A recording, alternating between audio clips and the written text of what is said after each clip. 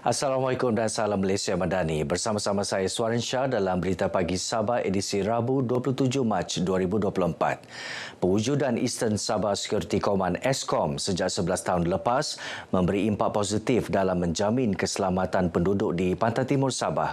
Justru Pembantu Menteri Pembangunan Luar Bandar, Datuk Samad Jamri, mahu Perintah Kawalan Pergerakan PKP Zon Selamat Timur Sabah (EZON) dikekal dan diperkasa agar keselamatan kawasan terlibat sentiasa berada pada tahap optimum.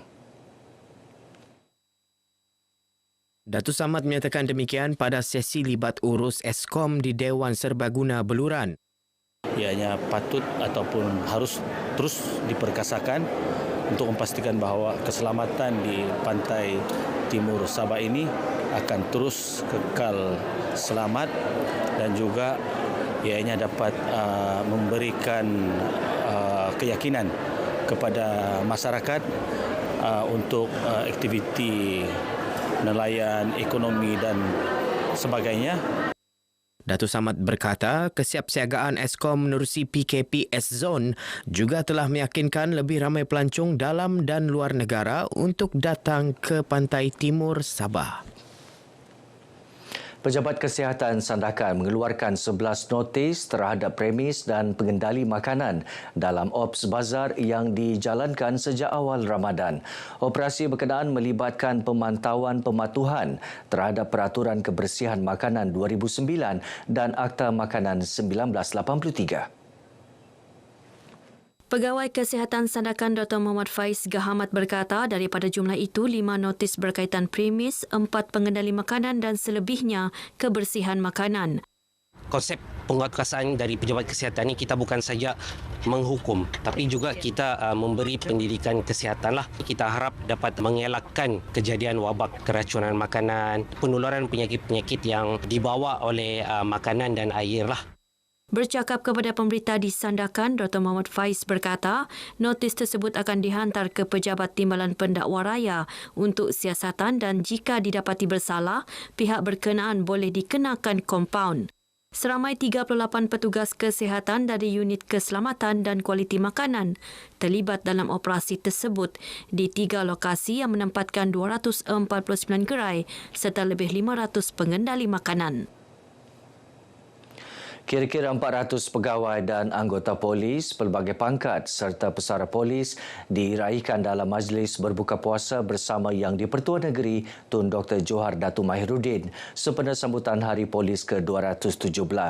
Majlis berlangsung di Dewan Serbaguna Ibu Pejabat Polis Daerah IPD Kota Kinabalu.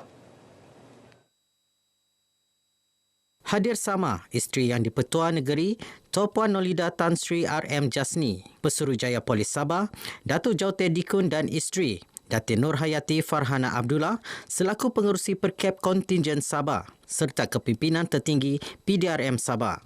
Majlis diserikan dengan tazkirah ringkas disampaikan Mufti Negeri Datuk Bungsu Aziz Jafar. Tun Dr. Johar dan isteri turut berkenan menyampaikan sumbangan kepada anak yatim, balu serta asnaf mualaf warga PDRM. Jelajah Ramadan RTM Sabah kini berada di Tawau sebelum ke Sandakan pagi ini yang menjadi hentian terakhir program jelajah berkenaan. Semalam peserta konvoi tidak ketinggalan menyantuni penghuni rumah warga tua air panas Tawau. Dalam lawatan tersebut berlangsungnya majlis penyerahan duit raya dan kit kebersihan kepada 41 penghuni yang disumbangkan oleh rakan strategik iaitu Petron, Petro Wawasan Jaya, Permai Poliklinik Tawau, Pusat Zakat Sabah, Pasaraya Gemilang dan Pejabat Dun Balong. Turut disampaikan sumbangan RM2,050 daripada Pasaraya Gemilang dan Petro Wawasan Jaya selain sumbangan kerusi roda, ubat-ubatan dan keperluan harian. Menurut Ketua Penolong Pengarah Rancangan Radio RTM Sabah, Artika Matbi, lawatan ke rumah warga tua ini sesuai objektif jelajah Ramadan bagi menyantuni golongan kurang bernasib baik. Sejajar dengan matlamat jelajah Ramadan sendiri iaitu untuk mendapat keberkatan sempena bulan Ramadan. Saya sangat bersyukur dan berterima kasih kepada pihak RTM dan juga rakan-rakan strategi kerana memilih rumah warga tua sebagai destinasi pada program pada kali inilah jelajah Ramadan pada tahun ini. Terima kasih kerana memberi peluang kami bekerjasama dengan RTM untuk menjalankan CSR. Tagline kami pada tahun ini adalah berkongsi kegembiraan dengan keharmonian. Pertama kali mewakili dalam aktiviti seperti ini, mengucapkan jutaan terima kasih kepada pihak RTM dan rakan strategik yang lain. Kami harap dapat berterusan untuk menjalankan di masa akan datang. Konvoi Jelajah Ramadan kemudiannya meneruskan perjalanan ke lokasi kedua iaitu Masjid Nur Hikmah, Kampung Blok 31, Bukit Queen. Sementara itu, peserta konvoi Jelajah Ramadan RTM Sabah menyantuni golongan asnaf, ibu tunggal dan anak yatim di Masjid Nur Hikmah, Kampung Blok 31, Tawau. Turut disampaikan bantuan bakul makanan dan wang tunai sumbangan rakan strategik RTM Sabah kepada 100 orang penerima. Sumbangan disampaikan Ahli Dewan Undangan Negeri Balong Datuk Hamid Awang.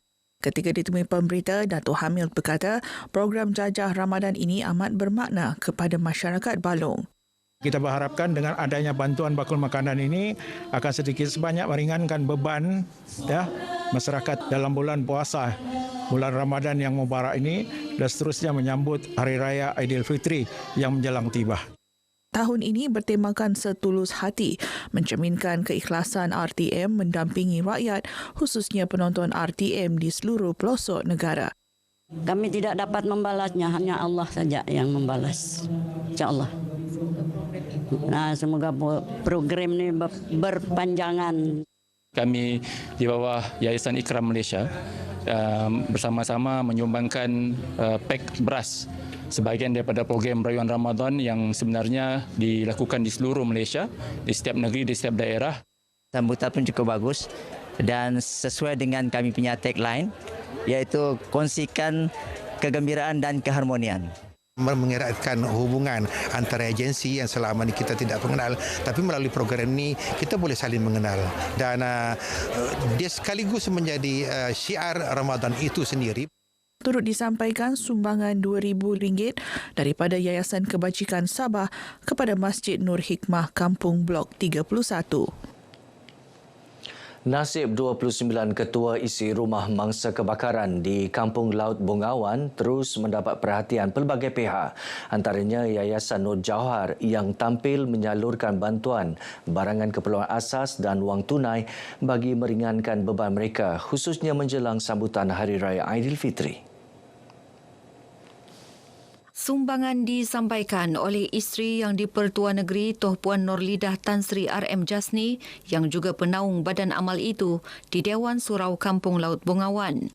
Bercakap kepada pemberita Setiausaha Sulit kepada TYT Sabah, Datuk Abinan Asli berharap sumbangan tersebut sedikit sebanyak dapat meringankan beban para penerima yang ditimpa musibah.